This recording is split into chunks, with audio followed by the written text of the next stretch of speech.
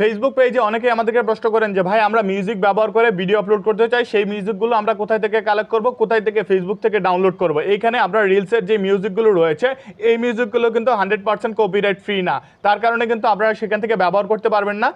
যদি ব্যবহার করেন তাহলে আপনার ফেসবুক পেজে কিন্তু কপিরাইট ক্লেম চলে আসবে, এমনকি কপিরাইট স্ট্রাইক পর্যন্ত চলে আসবে।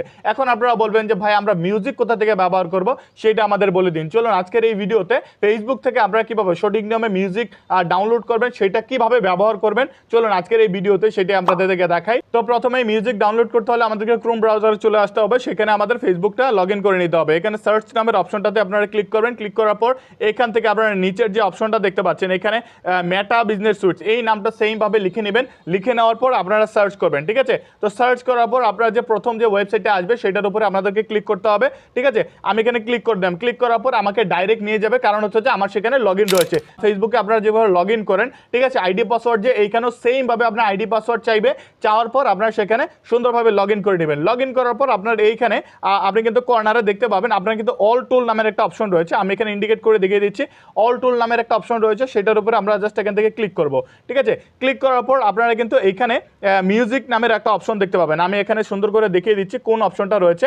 এখানে আপনাকে খুঁজে বের করতে হবে মিউজিক নামের একটা অপশনটা, সাউন্ড কালেকশন, ঠিক আছে। এই যে দেখুন এখান থেকে আপনারা কিন্তু এই যে সাউন্ড কালেকশন নামের যে অপশনটা রয়েছে, ঠিক আছে, ফেসবুকের সেটা অফিসিয়াল সাইট। এইখান থেকে মিউজিক ব্যবহার করলে আপনার কোনো ধরনের সমস্যা হবে না। এই সাউন্ড কালেকশনের উপরে আমরা জাস্ট ক্লিক করবেন।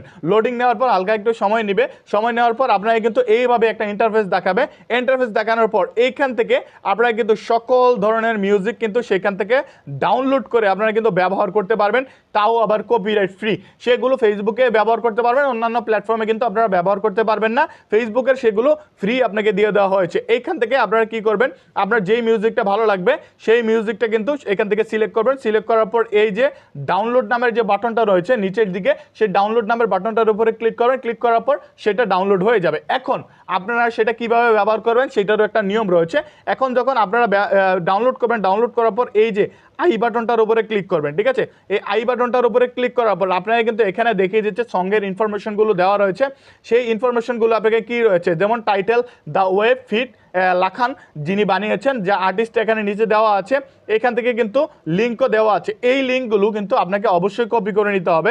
এখানে কপি নামের অপশন রয়েছে, সেই কপি নামের অপশনটার উপরে ক্লিক করে আপনারা যে ভিডিওটা দিবেন সেই ভিডিওটার যেই ডেসক্রিপশন রয়েছে, যে ভিডিওটার যে কমেন্ট বক্সটা রয়েছে, অথবা আপনি যেবার টাইটেলটা লিখেন সেই টাইটেলের নিচে আপনাকে কিন্তু এটাকে পেস্ট করে দিতে হবে, এটাকে নিচে লাগিয়ে দিতে হবে। অন্যথায় কিন্তু সেটা ফেসবুকের সঠিক নিয়মের যে আন্ডারটা রয়েছে, সঠিক নিয়মে যে আপনার ফেসবুকে মিউজিক ব্যবহার করবেন সেটার আন্ডারে কিন্তু পড়ে না। তো সেই ক্ষেত্রে এখান থেকে কপি লিঙ্ক করে নেবেন। আরেকটা অপশন এখানে রয়েছে, আই বাটনে ক্লিক করে দেখবেন কপি অ্যাট্রিবিউশন ইনফরমেশন, ঠিক আছে।